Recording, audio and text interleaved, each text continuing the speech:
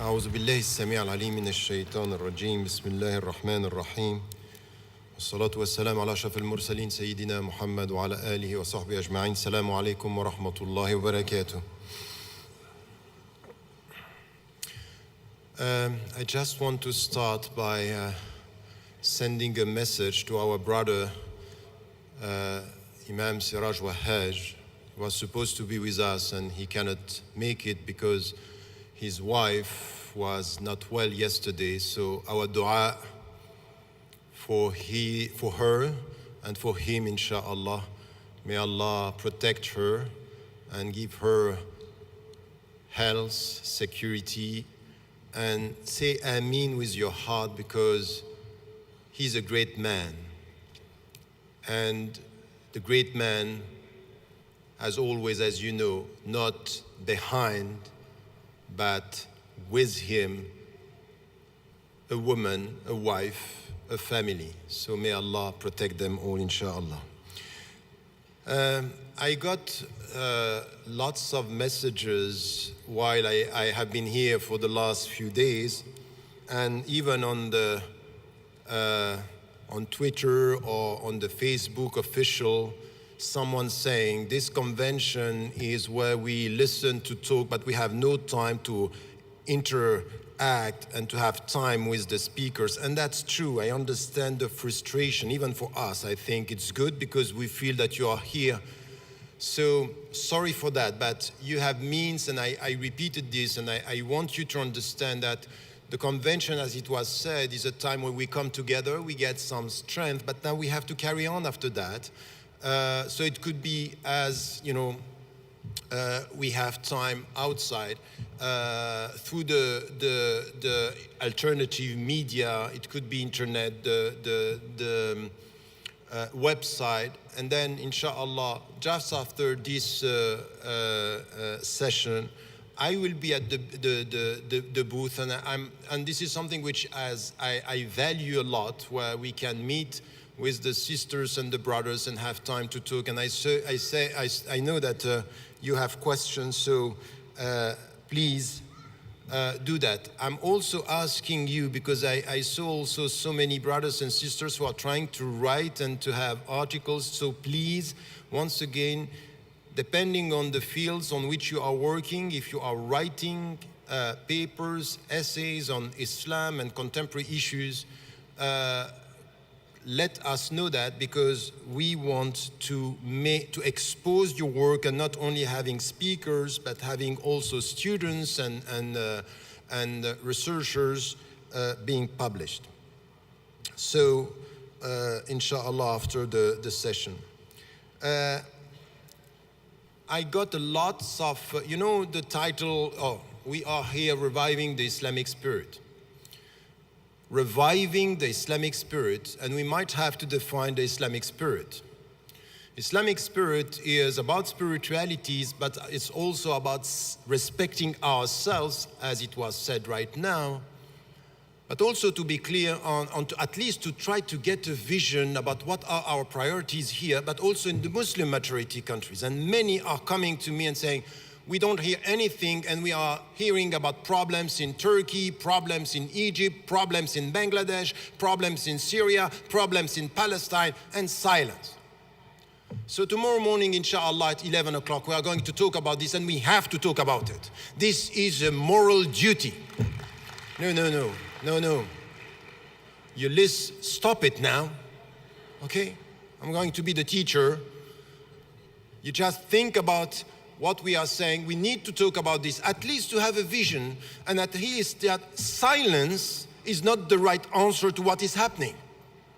And to say, I'm not involved in politics, this is also politics. Silence in this time is politics. And no, not only this, when we have some voices that are saying strange things in the Muslim majority countries, hearing scholars saying and supporting dictators, that's fine. At least don't tell us that you don't do politics if you support dictators. This is politics. But in fact, also being able to support some regimes when they are killing innocent people and civilians, I think that as Muslims, we have to be ready for diversity of opinions if and only if. You are not going to be against our principles. No, never. We will accept torture and killing civilians and saying, I have no opinion. I have opinion.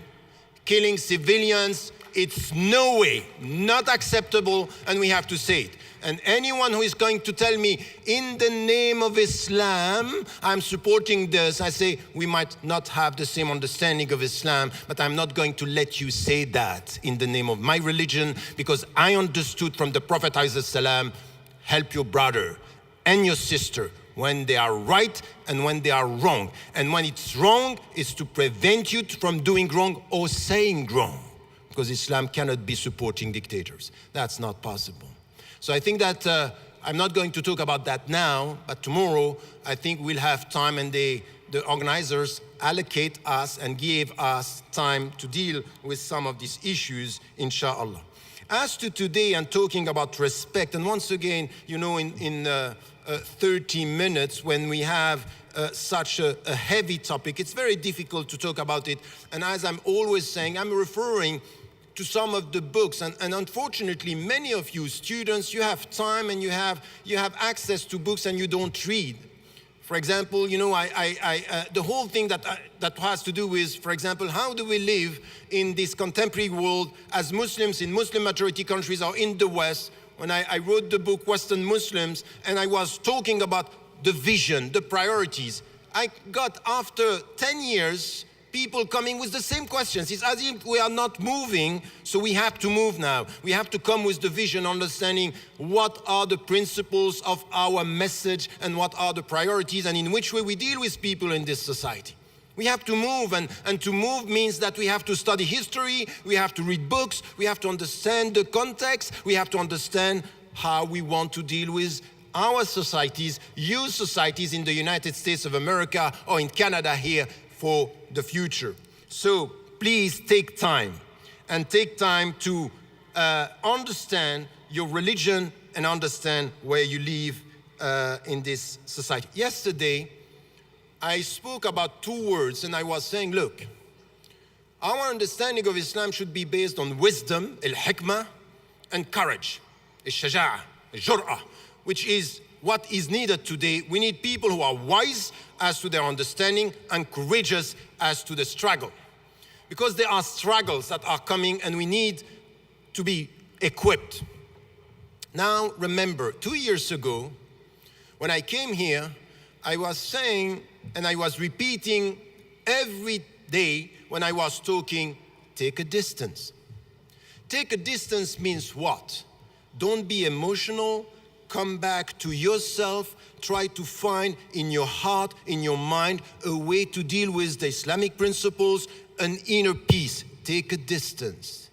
Because you are in a society where our jihad is to be attacked, and Islam is targeted. Muslims are targeted. We know this. All the surveys and the statistics are showing that we are attacked in our religion. It's not only about, extremism. All this business about radicalization is just for some a way to touch Islam and to target Islam. So we know this, so we have to take a distance and come to ourselves and be able to say, okay, I have to take time for myself. Last year, I was repeating, take care of yourself, which is, in this society, if you want to face the challenges, you need to take care of yourself, take time, silence, get the deep understanding of Islam.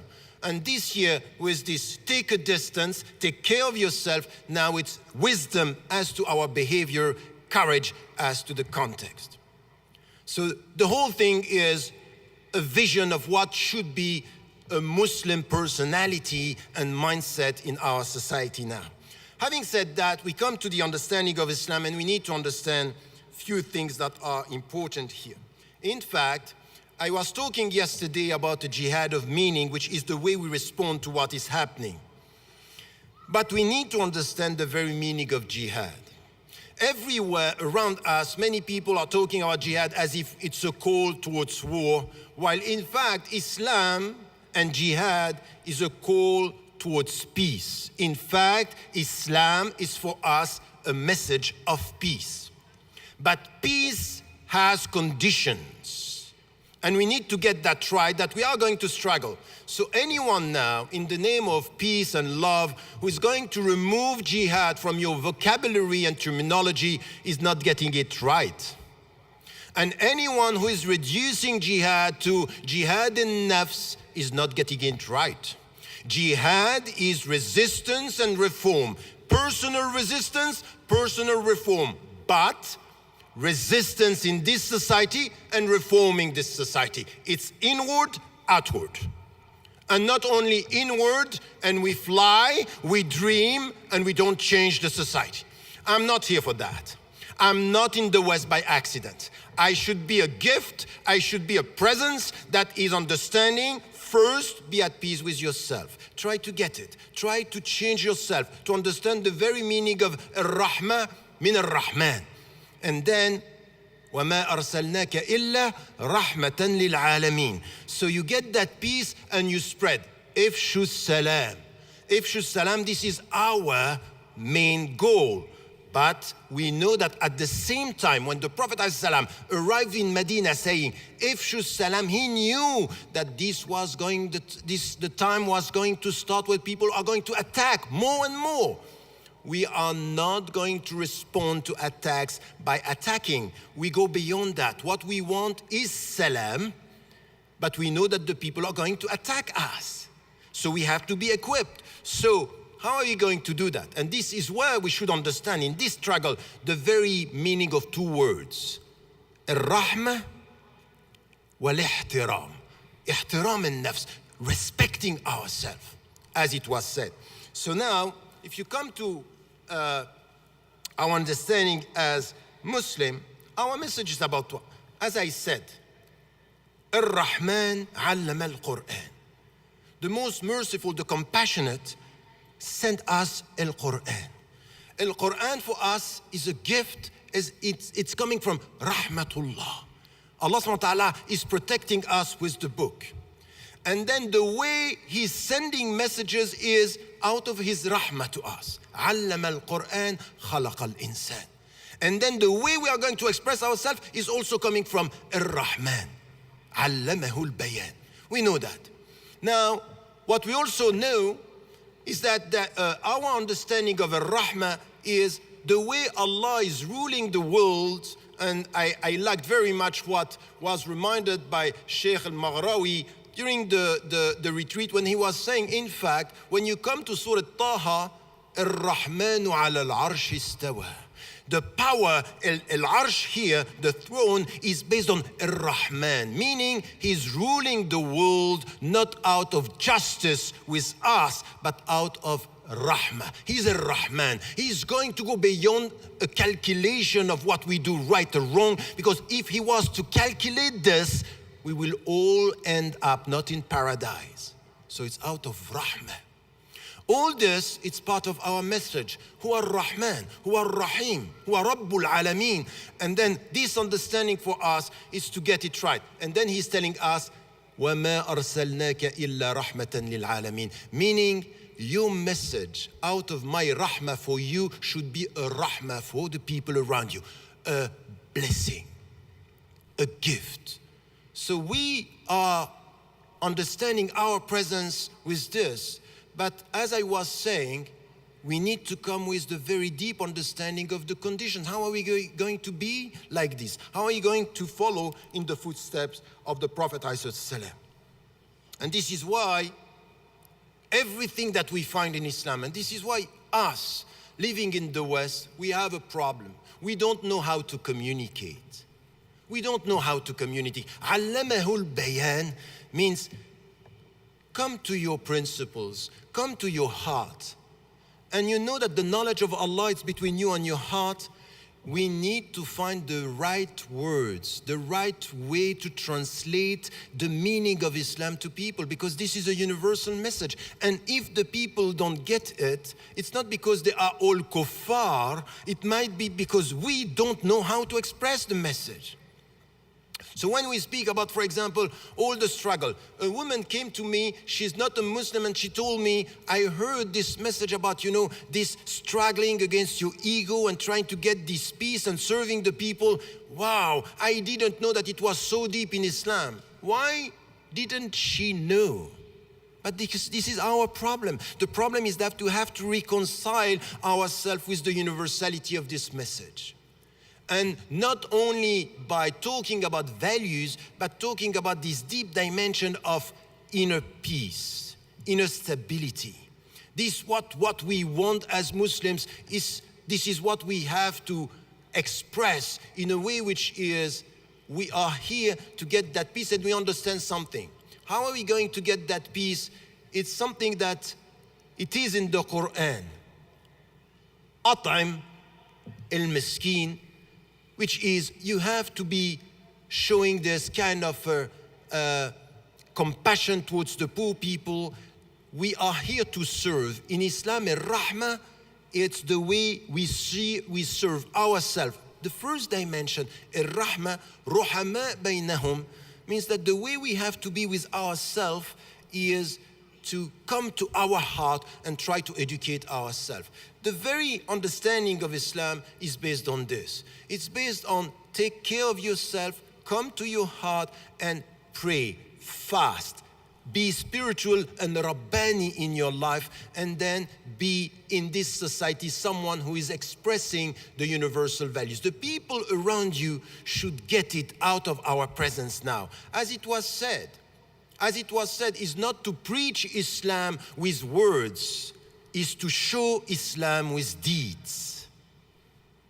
This is the way we are, al-witness. لِتَكُونُوا شُهَدَاءَ. It's this that we need to get as Muslims. And we need to have this. We need to understand that one of the main jihad of Western Muslims, Canadian Muslims, American Muslims, is the way they behave and the way they speak. A universal message and an example in the way they are acting. The added ethical value of Muslims in our society. And this is where we are respecting ourselves, and this is where we have to be involved in this. Now, it's not only this. The people around you, they are going to look at you. And you, as Muslims, we keep on repeating one verse that we know. Ya ayyuhan nas. إِنَّا خَلَقْنَاكُم مِّن ذَكَرٍ وَأُنثَىٰ وَجَعَلْنَاكُمْ شُعُوبًا وَقَبَائِلَ لِتَعَارَفُوا. We keep on repeating this. We created you from a male and a female, and we made you nations and tribes in order for you to know each other. That's fine, but you know what you very often say or imply by saying this? You say to the people, you should know us as Muslims. But this is not what the verse is saying. The verse is saying, لِتَعَارَفُوا. How much time do you allocate to show to the people, because I respect my mind and I respect the verse, I'm taking time to know you, to know my fellow citizens. Don't take it that way. You know what? We are the victims. You should know about Islam. What do you know about the people around you? What do you know about the people around you, which is showing your intellectual respect? Respect your mind as you respect the Quran, mean respect the people. Show that you care about them. You want to know what they think. It's not, I have the truth, tell me about how much you are wrong. That's not going to be Islam in this society. In this society, we have to be serious about the verses that we are quoting. It means that we have to share knowledge, to take from the people, to know about them. And this is why when you know about them, you can respond to what you say. You know, in Surah, when the story of Musa, إِمَّا أَن تُلْقِيَ, are you going to be the first one to throw, or we throw the first? What did he say? بَلَا قَالَ أَلْقُوا. You. Bal alqu mean throw. I want to see your evidence. I want to know you. I want to know who you are. First you speak and then I respond. No, we are not like this. We quote the verse and we expect from the people to know us and not us to know them. And this is where, be careful here. It has to do with respecting ourselves. If you live in Canada and you don't know anything about the society and you want to give to the society, this is a contradiction in terms. You need to know the people. You need to have access to what they think, to have access to their psychology. At the end, you are Canadian or you are Americans. And this is Islam. Islam is not, I tell you to know me. No, I tell myself, because I respect my mind, that I have to know you. And I have to know who you are. And even for the converts here in this room, be careful with anyone who is telling you, forget about your cultures here. No, take it, because it helps you to understand and to be able to communicate with the people. So I think that this is something which is important in our understanding of Islam, and this is also something that we have to express. Now, it means also that Allah subhanahu wa ta'ala is telling us, out of these principles, that we need to be open to cultures, that we need to be open to ways of communication, and to be able also to share with our fellow citizens anything which has to do with our understanding of freedom, our understanding of culture, our understanding of imagination, our understanding of taste, our understanding of feelings. There is nothing wrong with Islam in this. Exactly the opposite.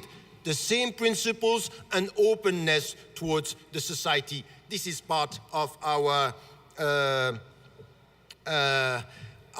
understanding. Yesterday, John Esposito was saying that we keep on repeating, you have to be good with your neighbor. لا يؤمن أحدكم حتى يحب لجاره ما يحبه لنفسه. You're not going to complete your faith if you don't like for your neighbor what you like for yourself. Now your neighbor, by the way, it's the neighbor who is a non-Muslim, people of other faiths. And it could be also that your neighbor now is on your TV set in the living room, that you know what is happening. And you have to have this global understanding that you want for them what you want for yourself. So we need now to understand the universality of Islam, but we should not repeat it verbally. We should feel it physically, heartily, within our heart and with it our being here in this society. And this is why all the messengers, when even they were rejected, they were able to say, Ya qawmi, you are my people. You are my people, I means I care. I want to know who you are. I want to do something with you. So this is respecting my brother in humanity. And this is not new. In 14th century, you have something that came much later in the West, which is al-ukhuwa al-insaniyya. Ya ayyuhan nas, one humanity. And you are my brother and my sister in humanity. So I care about you. Even, and so much, that in the fiqh, I'm not going to judge you as a being, even though I judge and I can judge your actions. I don't reduce you to your actions. I can say to somebody, I don't like what you do, but I respect who you are, because who you are is karamat al-insan. Look at that, karamat al-insan, the dignity of human being. So you might be better than what you do with yourself.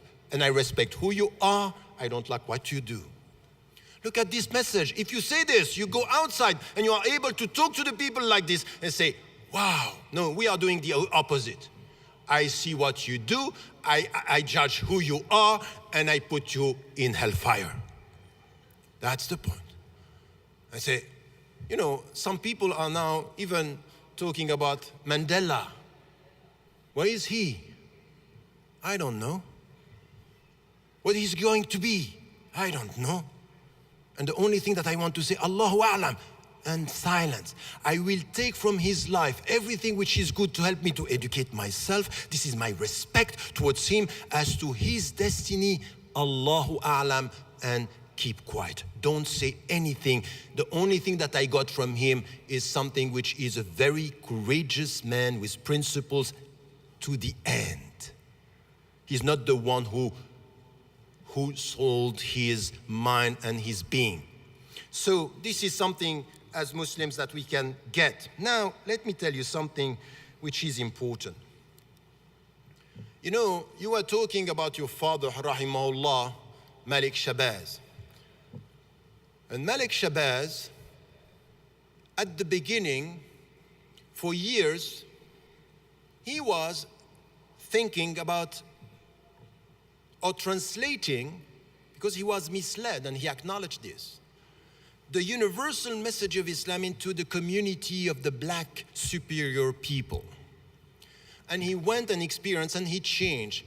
But it's not only the way he looked at the world that changed. There is something which is deeper than that.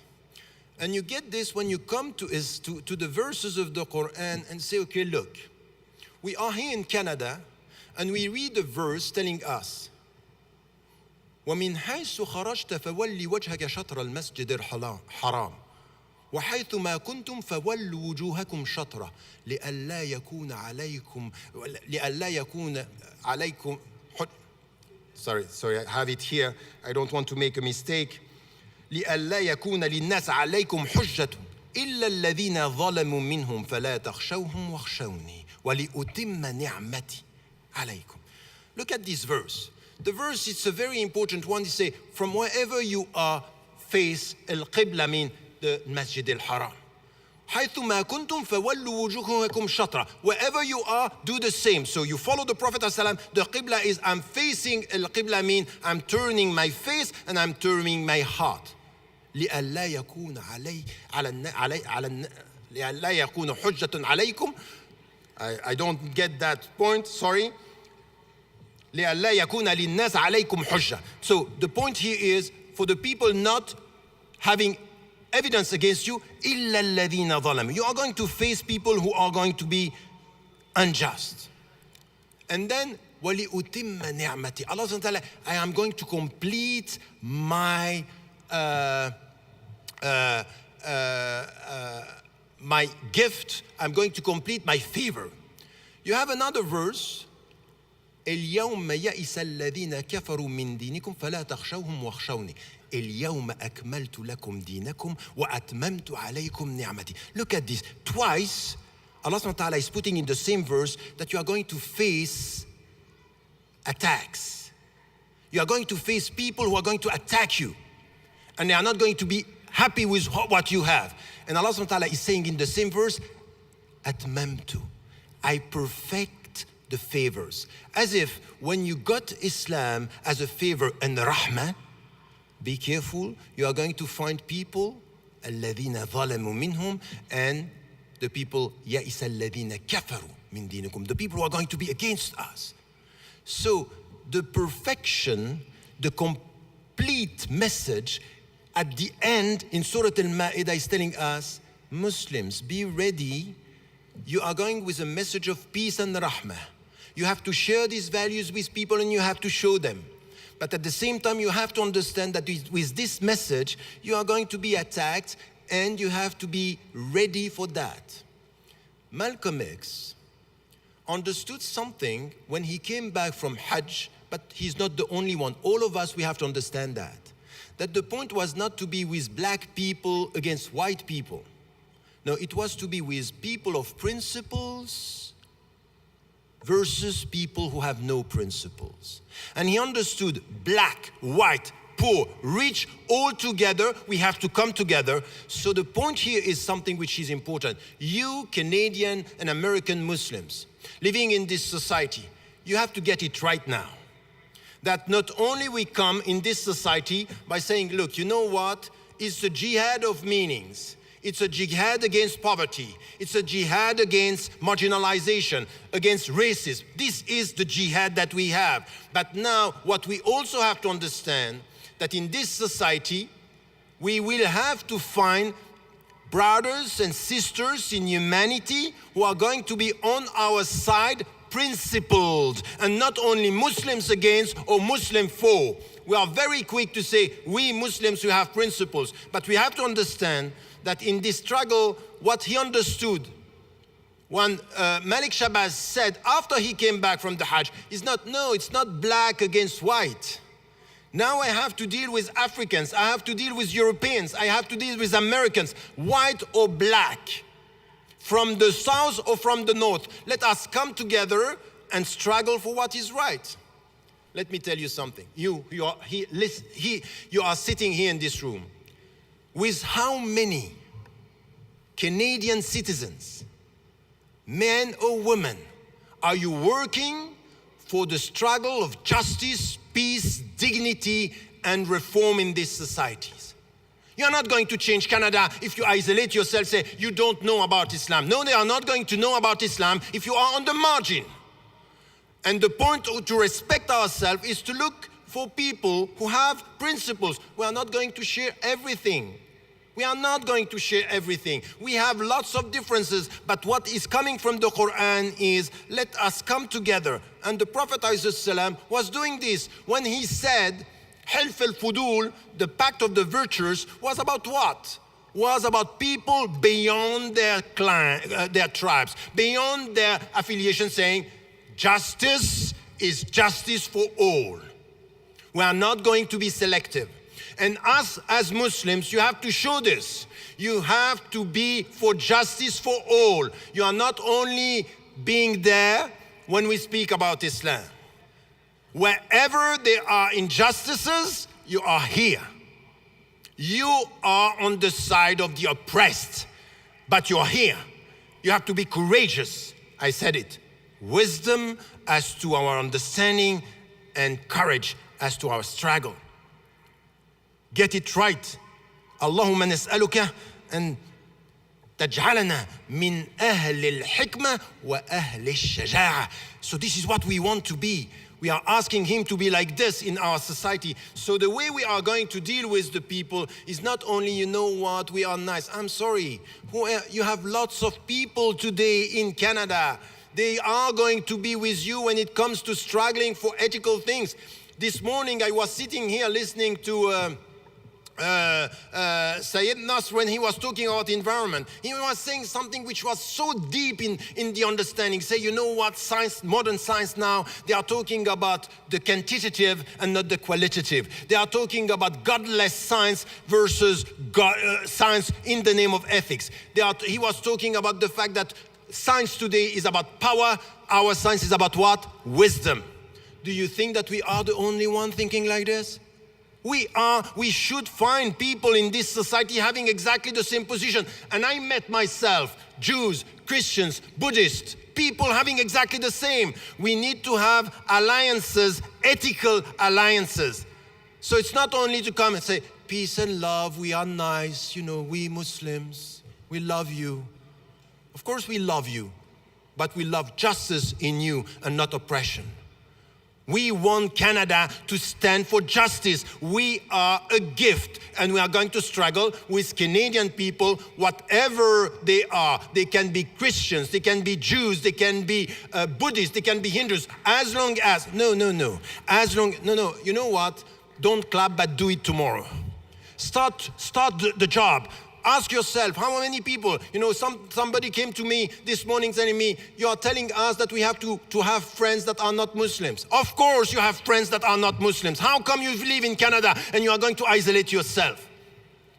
What is this? What is this mentality? You want to teach the world and then they are isolated and say Muslim for Muslims, and every time we speak about Muslims, we are here. We are oppressed. I'm sorry. What about the black people? What about the native Canadian, the Native American? What is done to them is unacceptable. Where are you? Are you the non-selective citizens who are ready to say, we will never give up on Palestinians and we will never give up with black South African people who are still struggling for justice? This is where we are. This is who we are. This is what we want. So get it right. Stand up now in this society and do the job, but with the very deep understanding that, as I said at the beginning, it's a spiritual struggle. Ruhama bainahum, we are full of rahmah. We are ready for this because we are equipped. We know why we are waking in the morning to pray Fajr. We know why we are with Allah. We know what it means to say, La hawla wa la quwwata illa billah, because anything is possible. And we need to get that as something which is essential in our understanding of Islam. So, as I was saying, we have to identify our allies. But it's not allies for power. It's not allies for benefit. It's allies for justice, for ethics, for serving the people. Jihad against poverty, jihad for freedom, jihad against racism, jihad. And we changed the word into something which is very positive. We did this in Mauritius. We started with all the communities of jihad against poverty, and they got another understanding of jihad. Instead of removing the word, we give it the right definition. But we have to do it. Who's going to do it? And we have to be mainstream. And we have to come from all the different dimensions. It has to come with social activism, political presence, cultural presence, mainstream. I'm very happy to see now that Yusuf Islam is coming back mainstream and being able to say something which is completely Islamic, but not repeating every 3 sentences Islam to make the people, the Muslims, be at peace. No, you know what? We can have a very powerful Islamic message without always having Islamic in the title or in the text or in the lyrics. Let us talk about something which is universal. This message, Allamahul Bayan, learn. At least be Canadian, know how to talk to your people, but be the people who are serving. And let me end with something. Because, yes, I know, okay. Let me tell you something. You know, the Prophet ﷺ told us shoulder against shoulder in the mosque. Why? Because the shaitan shaggal, he can enter and be between us. So we need within the community to identify a shaitan among us. And sometimes you look at people who are not Muslims, people of other faith, and you can see signs of Allah's presence with them. So sometimes we have to be very cautious with a shaitan among us and Allah with them. That Allah is showing His rahmah sometimes with people. You know why I'm saying this? Because I'm very sad. And someone came to me and said, you know, Tariq, we feel that you're upset. I am. I'm upset because I don't like the silence of brothers and sisters facing injustices and seeing what is happening in the world and say, okay, you know what? We are good Canadians and we don't want to speak out. I'm upset with some brothers and sisters coming here and telling us to keep quiet on issues, saying we don't do politics. In fact, by their silence, they are doing politics. I'm upset because what I see is that too many Muslims today are scared, while I see people who are not Muslims who are much more courageous than us.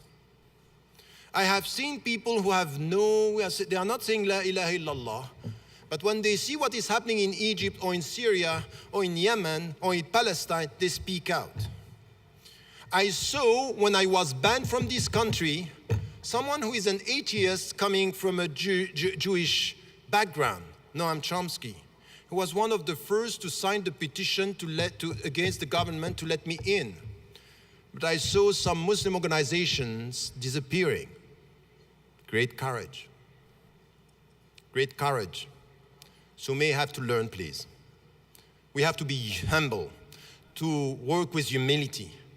Find some brothers and sisters in humanity who are courageous, and be careful not to confuse all the Muslims with courage, because we have some Muslims who are not courageous at all.